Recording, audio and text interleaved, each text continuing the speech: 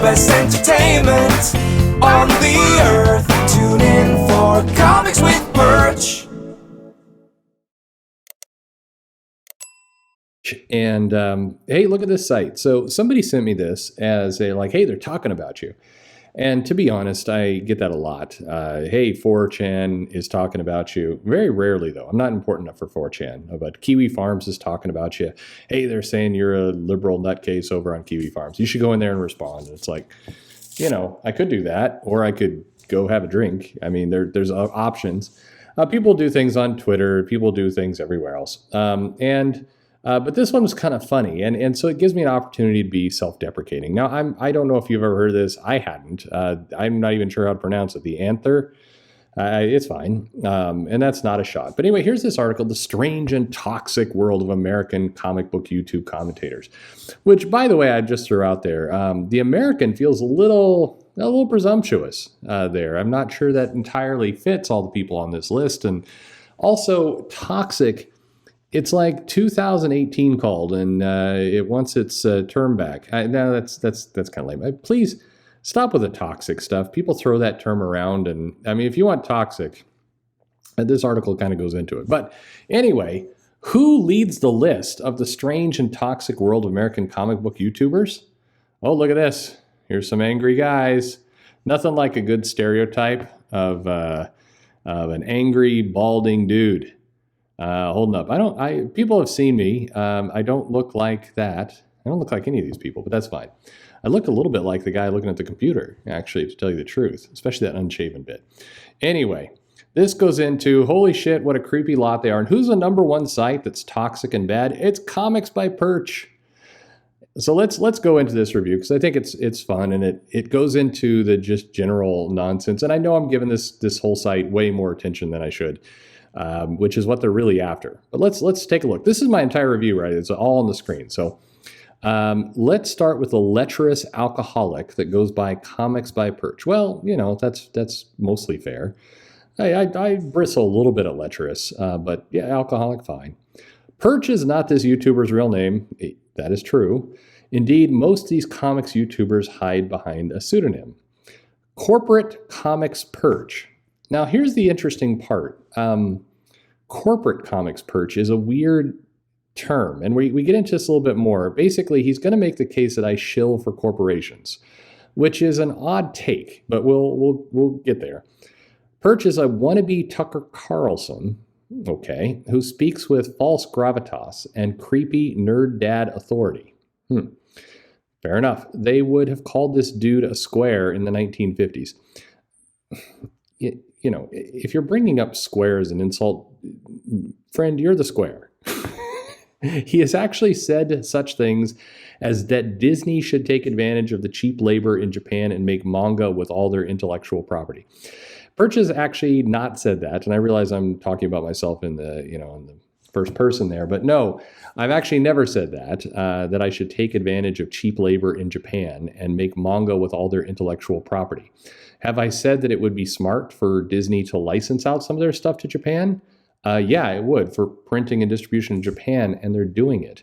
The cheap labor in Japan, I just have no idea where you're coming from, because, newsflash, I'm the guy that I know Ethan Van Sciver and others have insulted for saying that we should pay people more. I think several of the other names on this list actually have made fun of me for saying that people in comics deserve more money. So I don't know where this cheap labor in Japan comes off. I've been pretty consistent on that topic. So no, I have actually not said such things. So you're off right out the gate. And in my mind, Tucker Carlson is a guy that has really strange open-mouthed expressions on his face, where he has this Tucker Carlson confused face. And I don't show my face, so I don't know where you're getting there. But I would like Tucker Carlson's audience. That would be good. As for the creepy dad authority, I mean, sure, why not?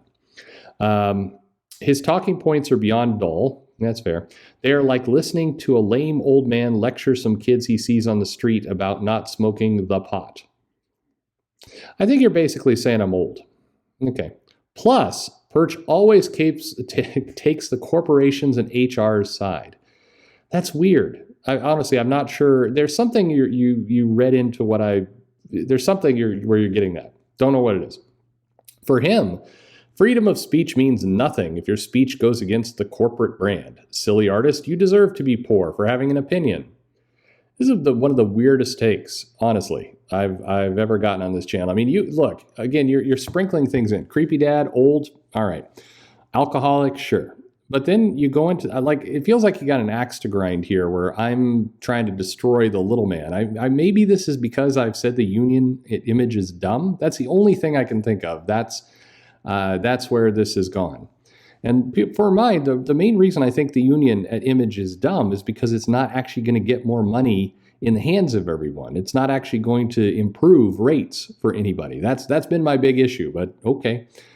I guess this dork once wrote some subpar articles for a website called Bleeding Fool. I have not. So that makes him an expert on the entire comic industry now. I know Bleeding Fool has taken tweets that I've written and made articles out of them, but I am not involved there. So I don't write for the record. I don't write for anyone at the moment, or have, or do. So if you see my stuff there, they're taking it from whatever else. So anyway, it is easy to see Perch is just a transparent corporate comics shill. Okay. Again, I don't get it, but you clearly saw something. He is yet another hanger-on with nothing better to do than make hundreds of YouTube videos gushing over manga sales and complaining about the low sales of comic books made for adult children. Okay. Anyway, this is a weird. What's weird about this is this person has clearly listened to enough of the channel that he knows I'm an alcoholic, and But then the other parts of this sound like he's got some axe to grind with someone. I'm not sure who. And then he's talking about Bleeding Fool. Like, this is a very weird collection of facts that don't fit the channel. But all right, more power to you. Anyway, I don't know. So here's a crazy part. I love people who criticize me. I love people who give me input into things. I love people who tell me something. I like people's perspective from the outside. I like it very much. It's extremely valuable. You'll find if when you go work at a job, I don't know if this person fits that category or not, but when you go work someplace, you find that getting somebody to tell you how you're coming across is extremely valuable. Being able to have, good, self-reflection, good understanding of your personality is pretty important and hard to do. So you're always begging for good feedback. And I love to see feedback.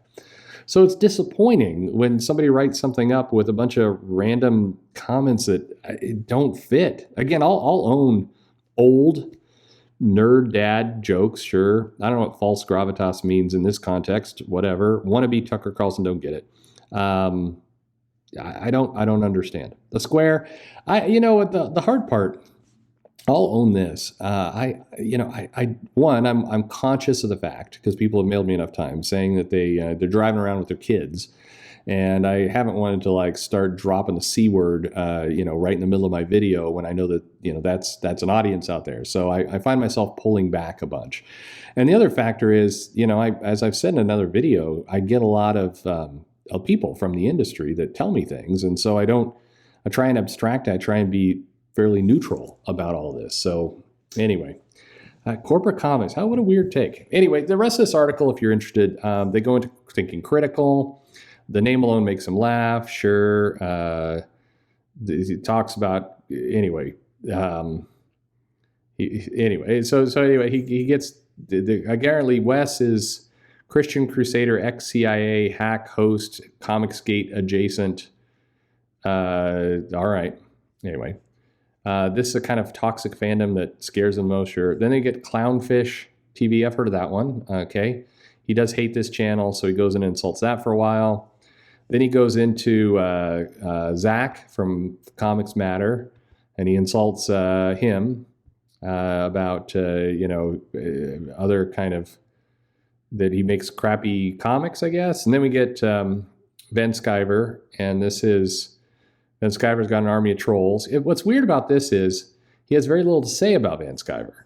So he spends a lot of time talking about how Wes goes to movies and doesn't like them, but then he really doesn't have much to say here. So when you're gonna insults a bunch of people for being Comicsgate adjacent, and you get to Ethan, it's like, I don't really have anything to say. Oh, okay. I mean, he goes into magic Mormon underwear, I guess.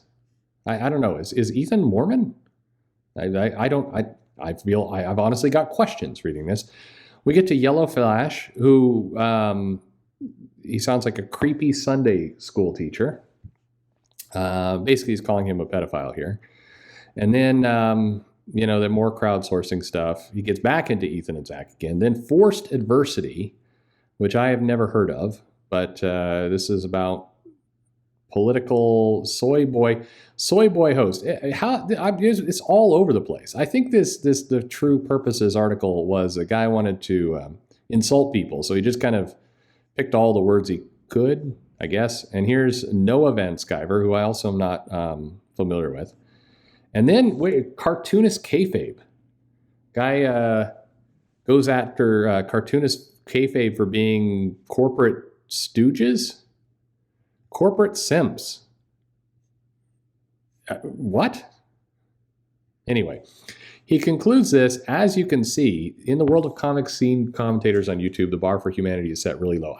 None of us can see this. This thing was nonsensical. I honestly was looking forward to a good roasting, and the stuff made no sense.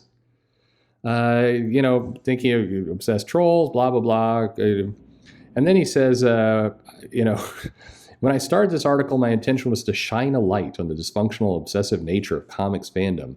I can truly say it after being exposed to so much toxic blather for 2 years really sucked. It was not good for me. You spent 2 years on this article? My God. But then he says there's hope. He stopped watching. It's been 3 months since I stopped watching all these pinheads on YouTube. I'm just going to say there's no way you watch my channel for any length of time. I'm going to call it right now.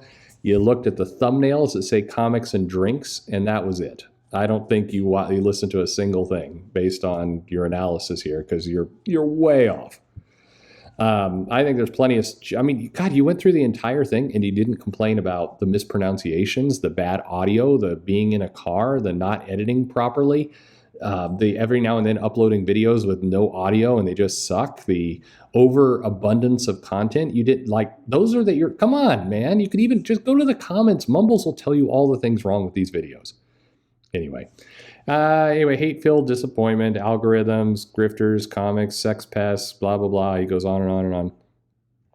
I love comics more than any other art form. Sadly, many of the people propagating it have created so many reasons for me to despise it. As a result of all these pathetic morons in comics YouTube, I have even more reasons to loathe this highly dysfunctional industry. Thanks for nothing, you stupid fucking dorks. Yikes. Anyway. Come on, man. If you're going to take Mumble's job, Mumbles smokes you. Even with Mumble's throwaway casual comments, he's smoking all this. This is awful. So anyway, then we got some links. So that's nice. Good for you. I can't tell if this is a fake roast or somebody trying to be serious. It's weird. I don't know. But you gave us a drawing, so that's good. Yeah. Anyway, thanks for listening.